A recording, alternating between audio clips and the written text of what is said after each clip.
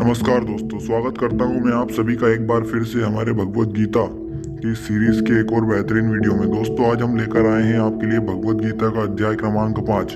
तो चलिए दोस्तों हम जानते हैं कि भगवान श्री कृष्ण ने अर्जुन से क्या कहा। उन्होंने अर्जुन को भगवत गीता का जो ज्ञान दिया है वो अमूल्य है दोस्तों, उसका कोई मोल नहीं है। तो चलिए शुरू करते हैं आज हम इस एक और अध्याय को। पूज्य भगवान महावीर तथागत भगवान बुद्ध विज्ञ होते हुए भी लोक भाषाओं में गीता के ही संदेशवाहक हैं। आत्मा सत्य है और पूर्ण संयम से आत्मस्थिति का विधान है, ये गीता का ही विचार है।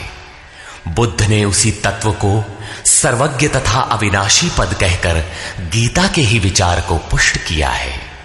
इतना ही नहीं, अपितु विश्व वाडमय में धर्म के नाम पर जो कुछ भी सार सर्वस्व है, जैसे एक ईश्वर, प्रार्थना, पश्चाताप, तप इत्यादि गीता के ही उपदेश हैं। वही उपदेश स्वामी श्री अड़गड़ानंद जी के मुखाब से निःसृत यथार्थ गीता कैसेट रूप में मानव मात्र की मुक्ति का दिव्य संदेश बनकर उपस्थित है।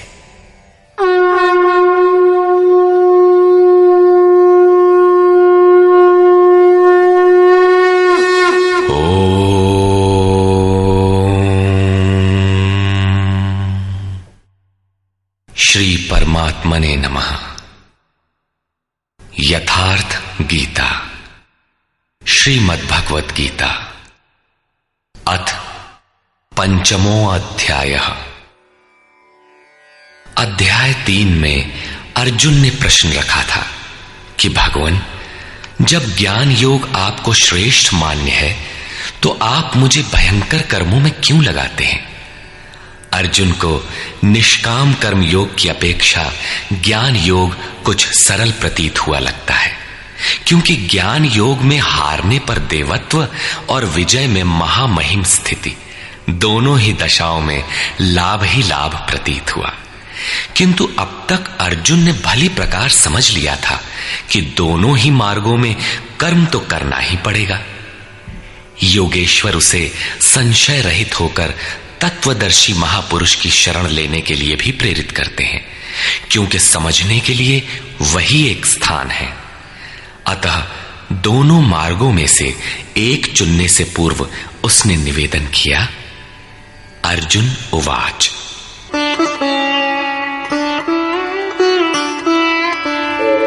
संन्यासं कर्मणां कृष्ण पुनर्योगं च शंससि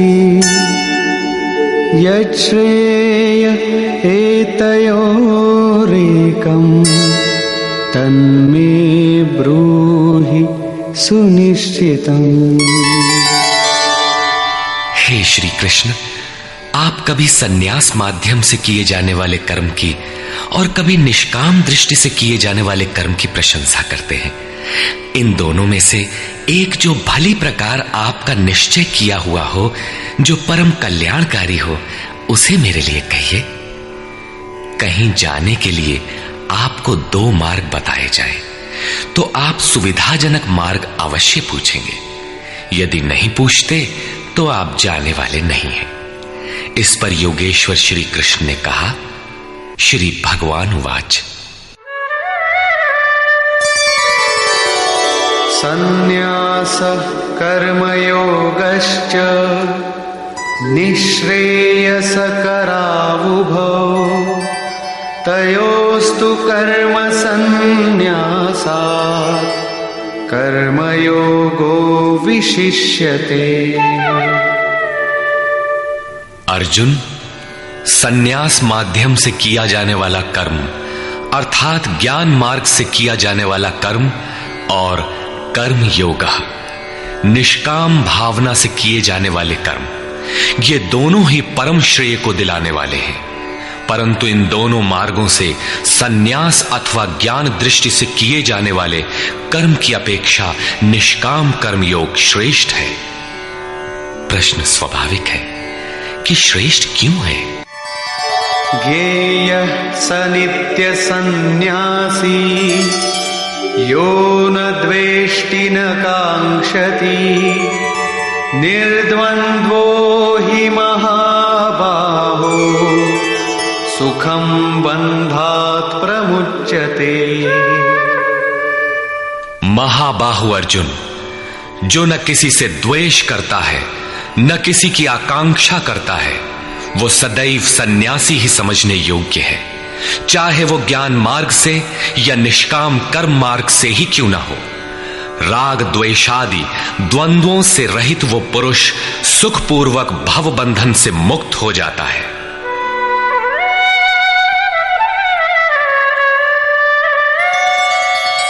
सांख्ययोगौ पृथग् बालाः प्रवदन्ति न पंडिताः एकमप्यास्थितः सम्यग् उभयोर्विन्दते फलम्।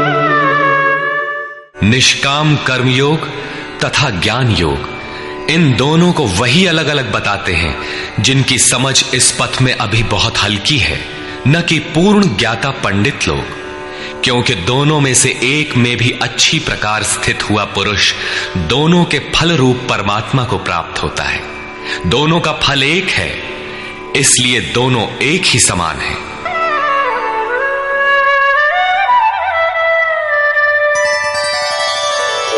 यत् सांख्यैः प्राप्यते स्थानम् तद्योगैरपि गम्यते एकं सांख्यं च योगं च यः पश्यति स पश्यति। जहां सांख्य दृष्टि से कर्म करने वाला पहुंचता है, वहीं निष्काम माध्यम से कर्म करने वाला भी पहुंचता है। इसलिए जो दोनों को फल की दृष्टि से एक देखता है, वही यथार्थ जानने वाला है। जब दोनों एक ही स्थान पर पहुंचते हैं, तो निष्काम कर्मयोग विशेष क्यों? श्री कृष्ण बताते हैं,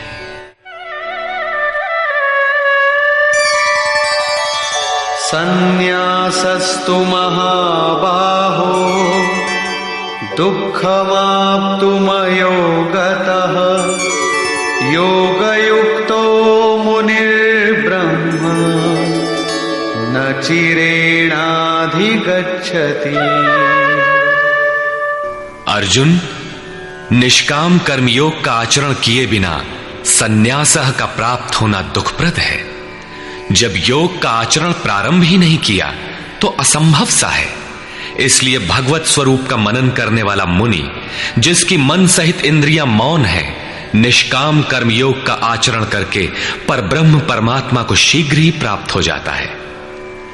स्पष्ट है कि ज्ञान योग में निष्काम कर्मयोग का ही आचरण करना पड़ेगा, क्योंकि क्रिया दोनों में एक ही है। वही यज्ञ की क्रिया है, जिसका शुद्ध अर्थ है आराधना। दोनों मार्गों में अंतर केवल कर्ता के दृष्टिकोण का है। एक अपनी शक्ति को समझकर हानि लाभ देखते हुए इसी कर्म में प्रवृत्त होता है, और दूसरा निष्काम कर्मयोगी इष्ट पर निर्भर होकर इसी क्रिया में प्रवृत्त होता है। उदाहरणार्थ, एक प्राइवेट पढ़ता है, दूसरा नॉमिनेट। दोनों का पाठ्यक्रम एक ही है, परीक्षा एक है, परीक्षक निरीक्षक दोनों में एक ही है। ठीक इसी प्रकार दोनों के सद्गुरु तत्वदर्शी हैं और एक ही है, केवल दोनों के पढ़ने का दृष्टिकोण भिन्न है। पीछे जैसे श्री कृष्ण ने कहा कि काम और क्रोध दुर्जय शत्रु हैं, अर्जुन इन्हें तू मार। अर्जुन को लगा कि यह तो बड़ा कठिन है, किंतु श्री कृष्ण ने कहा, नहीं, शरीर से परे इंद्रियां हैं, इंद्रियों से परे मन है, मन से परे बुद्धि है, बुद्धि से परे तुम्हारा स्वरूप है। तुम वहां से प्रेरित हो। इस प्रकार अपनी शक्ति को सामने रखकर स्वावलंबी होकर कर्म में प्रवृत्त होना ज्ञान योग है। समर्पण के साथ इष्ट पर निर्भर होकर उसी कर्म में प्रवृत्त होना निष्काम कर्म योग है। दोनों की क्रिया एक है और परिणाम भी एक ही है। इसी पर बल देकर योगेश्वर श्री कृष्ण यहां कहते हैं कि योग का आचरण किए बिना सन्यास अर्थात शुभाशुभ कर्मों के अंत की स्थिति का प्राप्त होना असंभव है। श्री कृष्ण के अनुसार ऐसा कोई योग नहीं है कि हाथ पर हाथ रखकर बैठे बैठे कहो कि मैं परमात्मा हूं, शुद्ध हूं, बुद्ध हूं, मेरे लिए न तो कर्म है न बंधन, मैं भला बुरा कुछ करता दिखाई पड़ता भी हूं तो इंद्रियां अपने अर्थों में बरत रही हैं। ऐसा पाखंड श्री कृष्ण के शब्दों में कदापि नहीं है। साक्षात योगेश्वर भी अपने अनन्य सखा अर्जुन को बिना कर्म की ये स्थिति नहीं दे सके। यदि ऐसा वे कर सकते तो गीता की आवश्यकता ही क्या थी। कर्म तो करना ही पड़ेगा। कर्म करके ही सन्यास की स्थिति को पाया जा सकता है और योग युक्त पुरुष शीघ्र ही परमात्मा को प्राप्त हो जाता है। योग युक्त पुरुष के लक्षण क्या है, इस पर कहते हैं,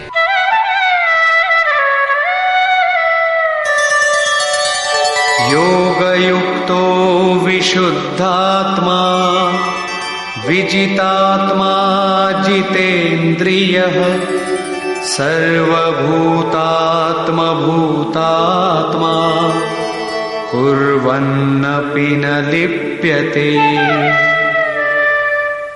विशेष रूप से जीता हुआ है शरीर जिसका, जीती हुई है इंद्रियां जिसकी, और विशेष रूप से शुद्ध है अंतःकरण जिसका, ऐसा पुरुष संपूर्ण भूत प्राणियों की आत्मा के मूल उद्गम परमात्मा से एक ही भाव हुआ योग से युक्त है। वो कर्म करता हुआ भी उससे लिप्त नहीं होता। तो करता क्यों है? पीछे वालों में परम कल्याणकारी बीज का संग्रह करने के लिए लिप्त क्यों नहीं होता? क्योंकि संपूर्ण प्राणियों का जो मूल उद्गम है, जिसका नाम परम तत्व परमात्मा है, उस तत्व में वो स्थित हो गया। आगे कोई वस्तु नहीं जिसकी शोध करे। पीछे वाली वस्तुएं छोटी पड़ गई तो भला आसक्ति किसमें करे? इसलिए वो कर्मों से आवृत नहीं होता। ये योग युक्त की पराकाष्ठा का चित्रण है। पुनः योग युक्त पुरुष की रहनी स्पष्ट करते हैं कि वो करते हुए भी उससे लिप्त क्यों नहीं होता। नैव किंचित करोमीति युक्तो मन्येत तत्त्ववित् पश्यन् शृण्वन् स्पृशन् जिघ्रन् अश्नन् गच्छन् स्वपन् श्वसन् प्रलपन् विसृजन् गृह्णन् उन्मिषन् निमिषन्नपि इन्द्रियाणीन्द्रियार्थेषु वर्तन्त इति धारयन्।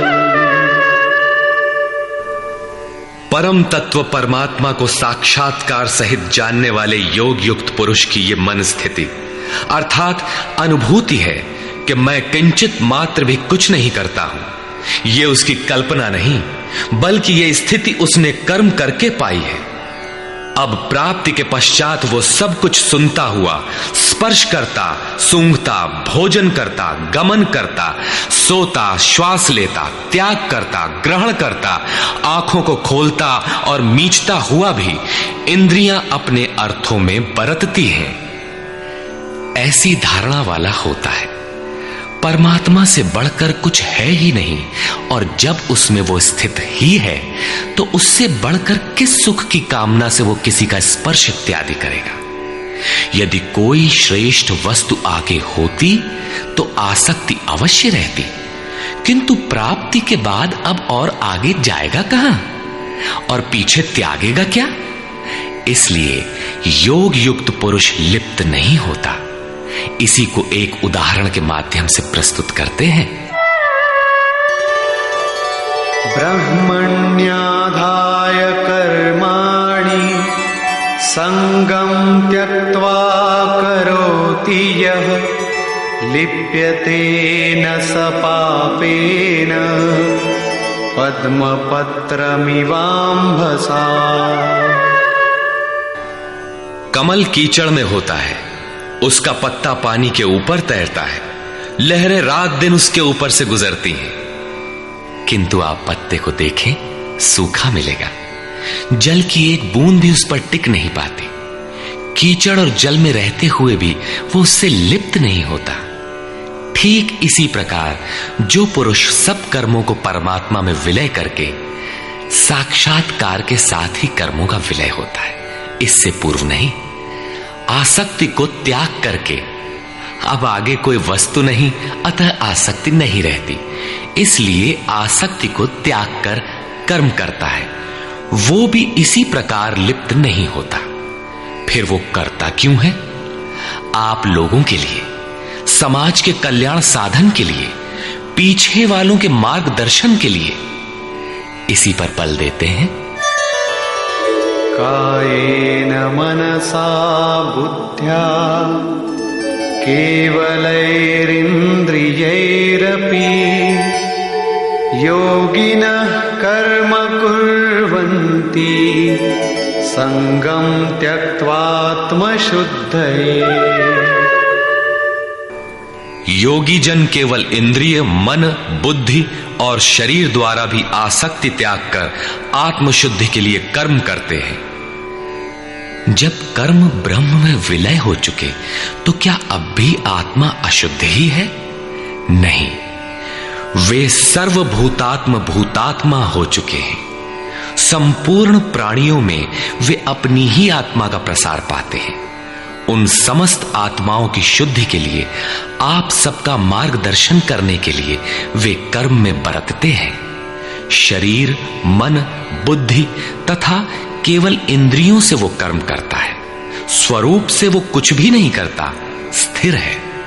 बाहर से वो सक्रिय दिखाई देता है, किंतु भीतर उसमें असीम शांति है। रस्सी जल चुकी, मात्र ऐंठन आकार शेष है, जिससे बंध नहीं सकता। युक्तः कर्म फलं त्यक्त्वा शान्तिमाप्नोति नैष्ठिकीम् अयुक्तः कामकारेण फले सक्तो निबध्यते। योग युक्त अर्थात योग के परिणाम को प्राप्त पुरुष जो सब प्राणियों के आत्मा के मूल परमात्मा में स्थित है, ऐसा योगी कर्म के फल को त्याग कर, कर्मों का फल परमात्मा उससे भिन्न नहीं है, इसलिए अब कर्म फल को त्याग कर नैष्ठिकीम शांतिम आपनोति, शांति की अंतिम अवस्था को प्राप्त होता है, जिसके आगे कोई शांति शेष नहीं है, जिसके पश्चात वो कभी अशांत नहीं होता। किंतु अयुक्त पुरुष जो योग के परिणाम से युक्त नहीं है, अभी रास्ते में है, ऐसा पुरुष फल में आसक्त हुआ। फल है परमात्मा, उसमें उसका आसक्त होना आवश्यक है, इसलिए फल में आसक्त होने पर भी काम कारेण निबध्यते, कामना करके बंध जाता है, अर्थात पूर्ति पर्यंत कामनाएं जागृत होती है। अतः साधक को पूर्ति पर्यंत सावधान रहना चाहिए। महाराज जी कहा करें, हो तनिको हम अलग, भगवान अलग है, तो माया कामयाब हो सकती है।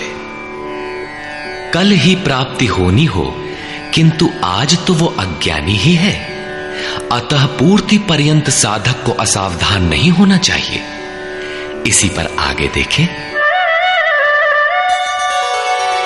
सर्वकर्माणि मनसा सन्न्यस्यास्ते सुखं वशी नवद्वारे पुरे देहि नैव कुर्वन्न कारयन्।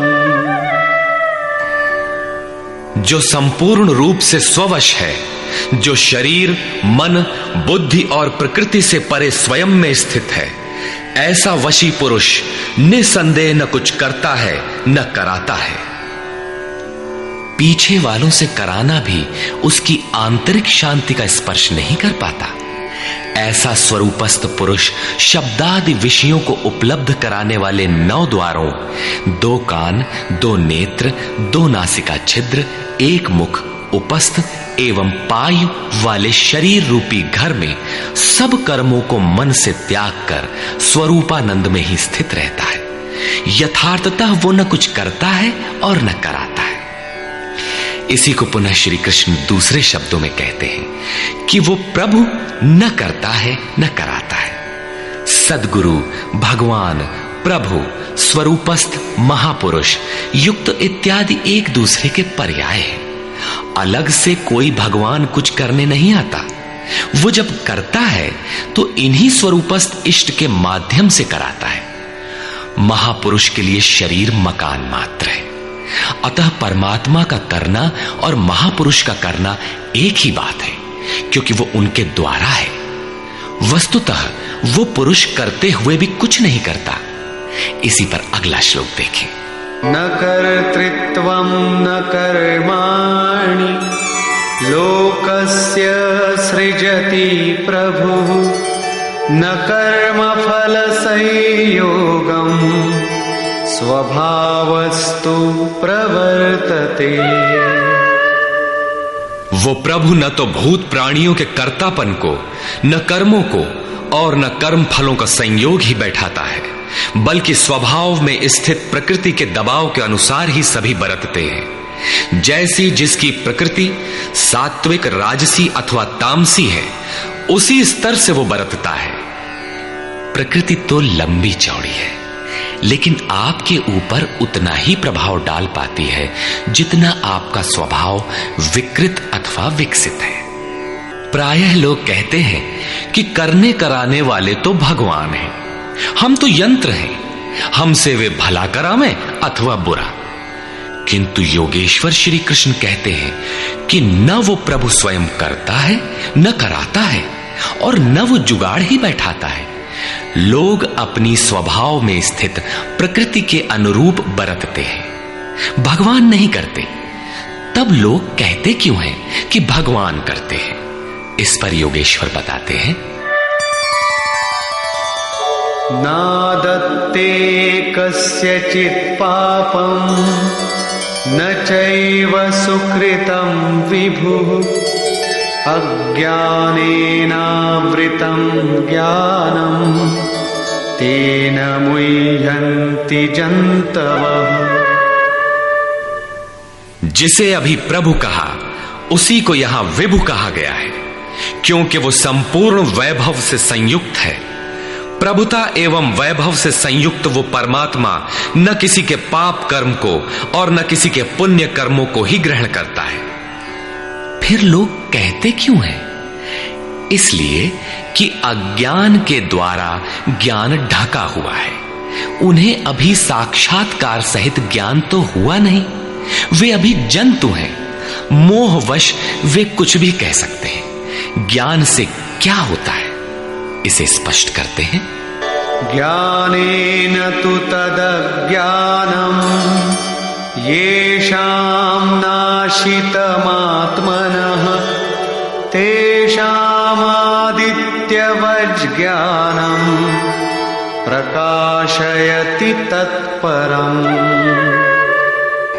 जिनके अंतःकरण का वो अज्ञान, जिसने ज्ञान को ढक रखा था, आत्म साक्षात्कार द्वारा नष्ट हो गया है, और इस प्रकार जिसने ज्ञान प्राप्त कर लिया है, उनका वो ज्ञान सूर्य के सदृश उस परम तत्व परमात्मा को प्रकाशित करता है।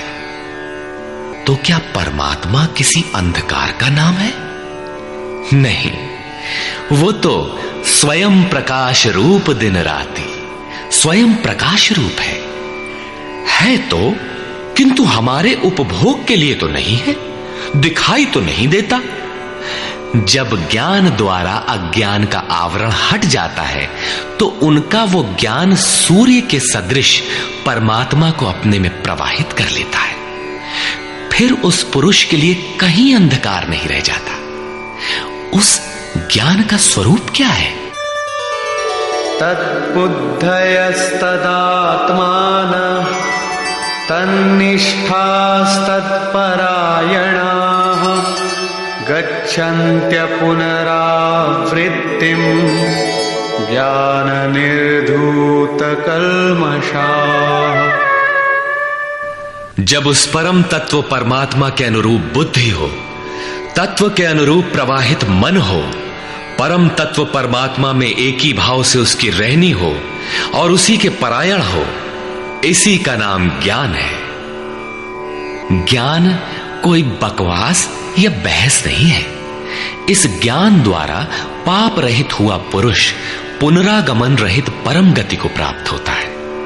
परम गति को प्राप्त पूर्ण जानकारी से युक्त पुरुष ही पंडित कहलाते हैं। आगे देखें। विद्या विनय संपन्ने ब्राह्मणे गविहस्तिनि शुनि चैव श्वपाके च पंडिता समदर्शिनः। ज्ञान के द्वारा जिनका पाप शमन हो चुका है, जो अपनावर्ती परम गति को प्राप्त है, ऐसे ज्ञानी जन विनय युक्त ब्राह्मण तथा चांडाल में, गाय और कुत्ते में तथा हाथी में समान दृष्टि वाले होते हैं।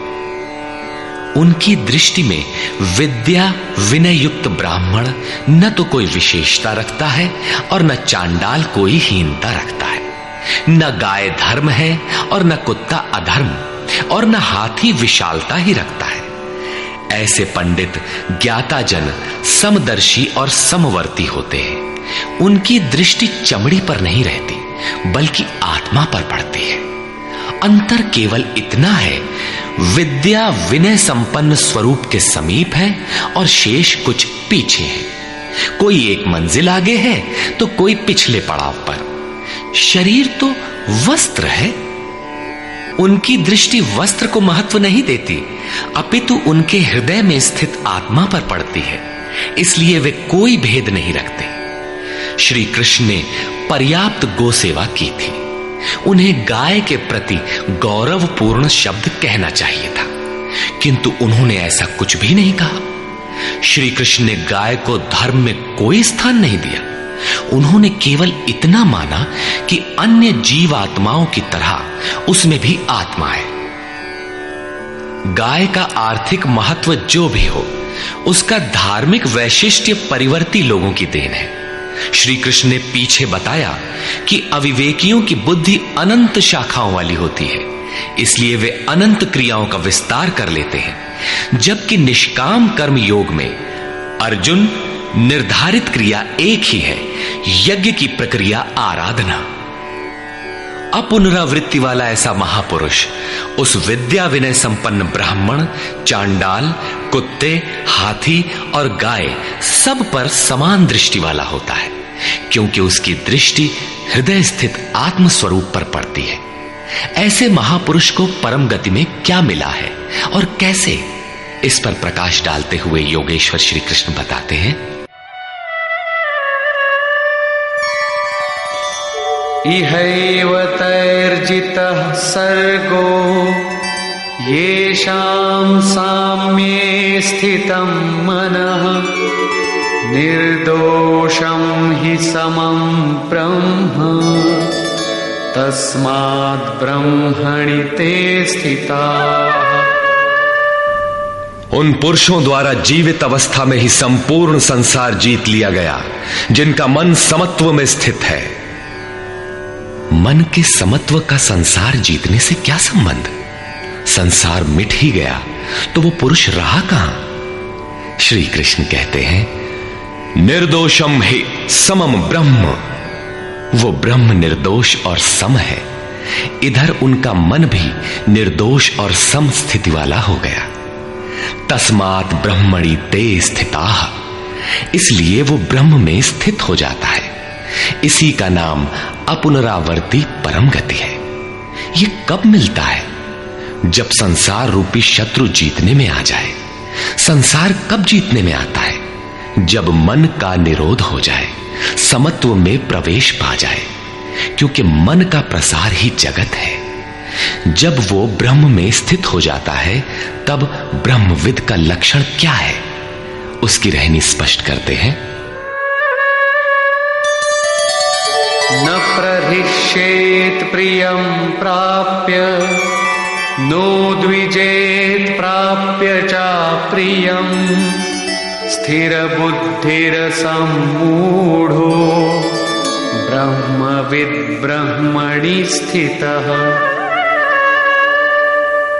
उसका कोई प्रिय अप्रिय होता नहीं, इसलिए जिसे लोग प्रिय समझते हैं उसे पाकर वो हर्षित नहीं होता, और जिसे लोग अप्रिय समझते हैं, जैसा धर्मावलंबी चिन्ह लगाते हैं, उसे पाकर वो उद्वेगवान नहीं होता है। ऐसा स्थिर बुद्धि, असम्मूढ़, संशय रहित ब्रह्मविद, ब्रह्म से संयुक्त ब्रह्मवेत्ता, ब्रह्मणि स्थितः, परात्पर ब्रह्म में सदैव स्थित है। बाह्यस्पर्शेष्वसक्तात्मा विन्दत्यात्मनि यत् सुखम् स ब्रह्मयोगयुक्तात्मा सुखमक्षयमश्नुते। बाहर संसार के विषय भोगों में अनासक्त पुरुष अंतरात्मा में स्थित जो सुख है, उस सुख को प्राप्त होता है। वो पुरुष ब्रह्म योग युक्त आत्मा, पर ब्रह्म परमात्मा के साथ मिलन से युक्त आत्मा वाला है, इसलिए वो अक्षय आनंद का अनुभव करता है, जिस आनंद का कभी क्षय नहीं होता। इस आनंद का उपभोग कौन कर सकता है? जो बाहर के विषय भोगों से अनासक्त है। तो क्या भोग बाधक हैं? भगवान श्री कृष्ण कहते हैं, ये हि संस्पर्शजा भोगा दुःखयोनय एव ते आद्यन्तवन्तः कौन्तेय न तेषु रमते बुधः। केवल त्वचा ही नहीं, सभी इंद्रियां स्पर्श करती हैं। देखना आंख का स्पर्श है, सुनना कान का स्पर्श है। इसी प्रकार इंद्रियों और विषयों के संयोग से उत्पन्न होने वाले सभी भोग यद्यपि भोगने में प्रिय प्रतीत होते हैं, किंतु निसंदेह वे सब दुख योनयः, दुखद योनियों के ही कारण हैं। ये भोग ही योनियों के कारण हैं। इतना ही नहीं, वे भोग पैदा होने और मिटने वाले हैं, नाशवान हैं। इसलिए कौन्तेय, विवेकी पुरुष उनमें नहीं फंसते। इंद्रियों के इन स्पर्शों में रहता क्या है? काम और क्रोध, राग और द्वेष। इस पर श्री कृष्ण कहते हैं, शक्नोति हैव यः सोढुम् प्राक्शरीरविमोक्षणात् कामक्रोधोद्भवम् वेगम् स युक्तः स सुखी नरः। इसलिए जो मनुष्य शरीर के नाश होने से पहले ही काम और क्रोध से उत्पन्न हुए वेग को सहन करने में, मिटा देने में सक्षम है, वही न रमन करने वाला है, वही इस लोक में योग से युक्त है और वही सुखी है। जिसके पीछे दुख नहीं है, उस सुख में अर्थात परमात्मा में स्थिति वाला है। जीते जी ही इसकी प्राप्ति का विधान है, मरने पर नहीं। संत कबीर ने इसी को स्पष्ट किया, अवधू जीवत में कर आशा। तो क्या मरने के बाद मुक्ति नहीं होती? वे कहते हैं, मुए मुक्ति गुरु कहे स्वार्थी, झूठा दे विश्वासा। यही योगेश्वर श्री कृष्ण का कथन है कि शरीर रहते मरने से पहले ही जो काम क्रोध के वेग को मिटा देने में सक्षम हो गया, वही पुरुष इस लोक में योगी है, वही सुखी है। काम क्रोध बाह्य स्पर्श ही शत्रु है, इन्हें आप जीते। इसी पुरुष के लक्षण पुनः बता रहे हैं। योऽन्तः सुखोऽन्तरारामः तथान्तर्ज्योतिरेव यः स योगी ब्रह्मनिर्वाणम् ब्रह्मभूतोऽधिगच्छति। जो व्यक्ति अंतरात्मा में ही सुख वाला, अंतरारामः, अंतरात्मा में ही आराम वाला तथा जो अंतरात्मा में ही प्रकाश वाला, साक्षात्कार वाला है, वही योगी ब्रह्मभूत, ब्रह्म के साथ एक होकर ब्रह्म निर्वाणम, वाणी से परे ब्रह्म, शाश्वत ब्रह्म को प्राप्त होता है। अर्थात पहले विकारों, काम क्रोध का अंत, फिर दर्शन, फिर प्रवेश। आगे देखें। लभन्ते ब्रह्म निर्वाणम ऋषयः क्षीणकल्मषाः छिन्नद्वैधायतात्मानः सर्वभूतहिते रताः। परमात्मा का साक्षात्कार करके जिनका पाप नष्ट हो गया है, जिनकी दुविधाएं नष्ट हो गई हैं, संपूर्ण प्राणियों के हित में जो लोग लगे हुए हैं, प्राप्ति वाले ही ऐसा कर सकते हैं। जो स्वयं गड्ढे में पड़ा है वो दूसरों को क्या बाहर निकालेगा। इसलिए करुणा महापुरुष का स्वाभाविक गुण हो जाता है। तथा यतात्मानः, जितेंद्रिय ब्रह्मवेत्ता पुरुष शांत पर ब्रह्म को प्राप्त होते हैं, उसी महापुरुष की स्थिति पर पुनः प्रकाश डालते हैं। काम क्रोध वियुक्तानां यतीनां यतचेतसां अभितो ब्रह्म निर्वाणं वर्तते विदितात्मनां। काम और क्रोध से रहित जीते हुए चित्त वाले परमात्मा का साक्षात्कार किए हुए ज्ञानी पुरुषों के लिए सब ओर से शांत पर ब्रह्म ही प्राप्त है। बार बार योगेश्वर श्री कृष्ण उस पुरुष की रहनी पर बल दे रहे हैं जिससे प्रेरणा मिले। प्रश्न लगभग पूर्ण हुआ। अब वे पुनः बल देते हैं कि इस स्थिति को प्राप्त करने का आवश्यक अंग श्वास प्रश्वास का चिंतन है। यज्ञ की प्रक्रिया में प्राण का अपान में हवन, अपान का प्राण में हवन, प्राण अपान दोनों की गति का निरोध उन्होंने बताया था। उसी को समझा रहे हैं।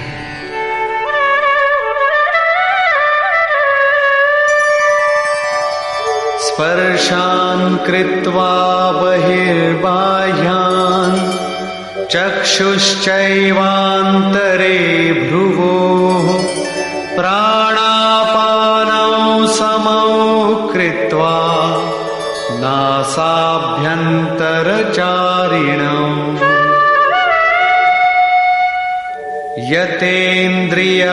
यतेन्द्रियमनोबुद्धिः मुनिर्मोक्षपरायणः विगतेच्छाभयक्रोधो यः सदा मुक्त एव सः। अर्जुन, बाहर के विषयों दृश्यों का न चिंतन करते हुए उन्हें त्याग कर नेत्रों की दृष्टि को भ्रिकुटी के बीच में स्थिर करके, भ्रुवोह अंतरे का ऐसा अर्थ नहीं कि आंखों के बीच या भावों के बीच कहीं देखने की भावना से दृष्टि लगाएं। भ्रिकुटी के बीच का शुद्ध अर्थ इतना है कि सीधे बैठने पर दृष्टि भ्रिकुटी के ठीक मध्य से सीधे आगे बढ़े। दाहिने बाएं इधर उधर चकपक न देखें। नाक की डाणी पर सीधी दृष्टि रखते हुए नासिका के अंदर विचरण करने वाले प्राण और अपान वायु को सम करके, अर्थात दृष्टि तो वहां स्थिर करो और सुरत को श्वास में लगा दो कि कब श्वास भीतर गई, कितनी रुकी। लगभग आधा सेकंड रुकती है, प्रयास करके न रोकें। कब श्वास बाहर निकली, कितनी देर तक बाहर रही। श्वास में उठने वाली नाम ध्वनि सुनाई पड़ती रहेगी। इस प्रकार श्वास प्रश्वास पर जब सुरत टिक जाएगी तो धीरे धीरे श्वास अचल, स्थिर, ठहर जाएगी, सम हो जाएगी। न भीतर से संकल्प उठेंगे और न बाह्य संकल्प अंदर टकराव कर पाएंगे। बाहर के भोगों का चिंतन तो बाहर ही त्याग दिया गया था, भीतर भी संकल्प नहीं जागृत होंगे।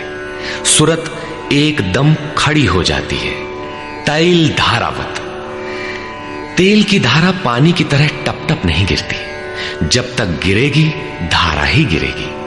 इसी प्रकार प्राण और अपान की गति एकदम सम स्थिर करके इंद्रियों, मन और बुद्धि को जिसने जीत लिया है, इच्छा, भय और क्रोध से रहित, मननशीलता की चरम सीमा पर पहुंचा हुआ मोक्ष परायण मुनि सदा मुक्त ही है।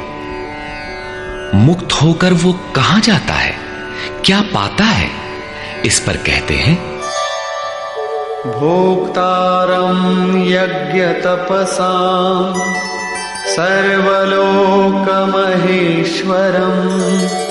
सुहृदं सर्वभूतानां ज्ञात्वा मां शान्तिमृच्छति। वो मुक्त पुरुष मुझे यज्ञ और तपों को भोगने वाला, संपूर्ण लोकों के ईश्वरों का भी ईश्वर, संपूर्ण प्राणियों का स्वार्थ रहित हितैषी, ऐसा साक्षात जानकर शांति को प्राप्त होता है। योगेश्वर श्री कृष्ण कहते हैं कि उस पुरुष के श्वास प्रश्वास के यज्ञ और तप का भोक्ता मैं हूं। यज्ञ और तप अंत में जिसमें विलय होते हैं वो मैं हूं, वो मुझे प्राप्त होता है। यज्ञ के अंत में जिसका नाम शांति है वो मेरा ही स्वरूप है। वो मुक्त पुरुष मुझे जानता है और जानते ही मुझे प्राप्त हो जाता है। इसी का नाम शांति है। जैसे मैं ईश्वरों का भी ईश्वर हूं, वैसे ही वो भी है। निष्कर्ष, इस अध्याय के आरंभ में अर्जुन ने प्रश्न किया कि कभी तो आप निष्काम कर्मयोग की प्रशंसा करते हैं और कभी आप संन्यास मार्ग से कर्म करने की प्रशंसा करते हैं। अतः दोनों में एक को जो आपका सुनिश्चित किया हो, परम कल्याणकारी हो, उसे कहिए। श्री कृष्ण ने बताया, अर्जुन, परम कल्याण तो दोनों में है। दोनों में वही निर्धारित यज्ञ की क्रिया ही की जाती है। फिर भी निष्काम कर्मयोग विशेष है। बिना इसे किए संन्यास अर्थात शुभाशुभ कर्मों का अंत नहीं होता। संन्यास मार्ग नहीं, मंजिल का नाम है। योग युक्त ही सन्यासी है। योग युक्त के लक्षण बताए कि वही प्रभु है। वह न करता है न कुछ कराता है, बल्कि स्वभाव में प्रकृति के दबाव के अनुरूप लोग व्यस्त हैं। जो साक्षात मुझे जान लेता है वही ज्ञाता है, वही पंडित है। यज्ञ के परिणाम में लोग मुझे जानते हैं। श्वास प्रश्वास का जप और यज्ञ तप जिसमें विलय होते हैं, मैं ही हूं। यज्ञ के परिणाम स्वरूप मेरे को जानकर वे जिस शांति को प्राप्त होते हैं, वह भी मैं ही हूं। अर्थात श्री कृष्ण जैसा महापुरुष जैसा स्वरूप उस प्राप्ति वाले को भी मिलता है। वह भी ईश्वरों का ईश्वर, आत्मा का भी आत्म स्वरूपमय हो जाता है। उस परमात्मा के साथ एक ही भाव पा लेता है। अर्थात एक होने में जन्म चाहे जितने लगे। इस अध्याय में स्पष्ट किया कि यज्ञ तपों का भोक्ता महापुरुषों के भी अंदर रहने वाली शक्ति महेश्वर है। अतः ओम तत्सदिति श्रीमद्भगवद्गीता सूपनिषत्सु ब्रह्म विद्यायाम योग शास्त्रे श्री कृष्णार्जुन संवादे यज्ञ भोक्ता महापुरुषस्त महेश्वरः नाम पंचमोऽध्यायः। इस प्रकार स्वामी अड़गड़ानंद कृत श्रीमद् भगवद गीता के भाष्य यथार्थ गीता का 5वां अध्याय पूर्ण होता है। हरि ओम तत्सत।